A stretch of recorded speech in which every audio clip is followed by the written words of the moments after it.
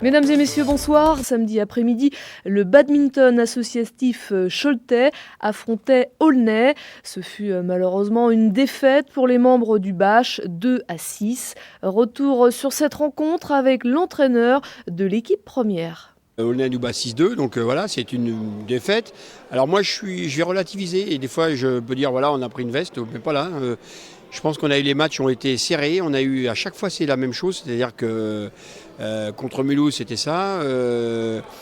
On tient le choc et on lâche à la fin de chaque rencontre, à la fin de chaque set. Et voilà, il n'y a qu'un mot, c'est l'expérience. On manque d'expérience à ce niveau-là. On voit clairement qu'on a changé de gamme. On est monté dans l'élite et aujourd'hui il faut s'aguerrir. Mais j'ai eu des belles prestations des joueurs et je pense que c'est quelque chose qui va payer. Avec quel outil on peut travailler ce problème de fin de set où on a du mal à tenir la distance ?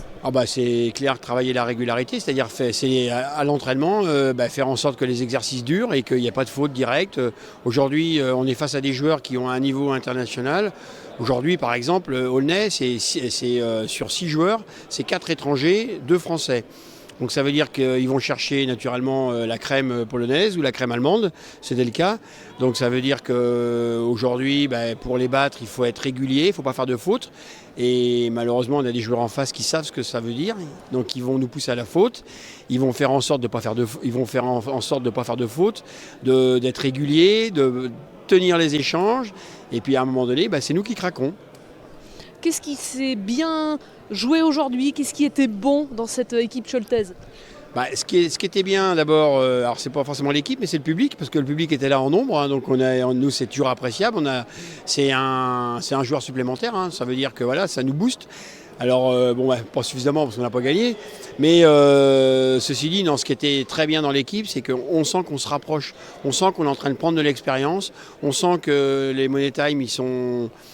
Même si on n'est pas encore capable d'aller chercher les points décisifs, on s'en rapproche et ça va payer. Moi, je suis très confiant, très optimiste sur la suite.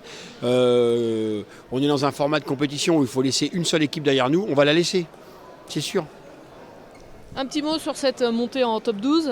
Qu'est-ce que ça peut donner pour cette année ? Alors on savait que cette montée, ça allait pas être simple, hein. On est monté en top 12 en mai. On avait 3 semaines pour recruter, donc voilà, c'était compliqué. On savait qu'on allait jouer forcément le gratin européen. Donc on n'est pas déçus sur le niveau de jeu. De ce côté-là, ils sont tous au rendez-vous, donc ils sont tous à l'heure. Mais après, ce qui est important, c'est que si on avait des doutes sur la saison passée en se disant est-ce que le top 12 ça va pas être trop dur, là du coup j'ai pas de doute, malgré nos défaites successives, je sais qu'on a un niveau de top 12, je sais qu'on n'est pas très loin des équipes qui sont là historiquement depuis 10 ans en top 12. Aulnay ils sont tout le temps en top 12, Aulnay ils sont vice-champions de France régulièrement, c'est-à-dire que c'est le deuxième club de France, Aulnay.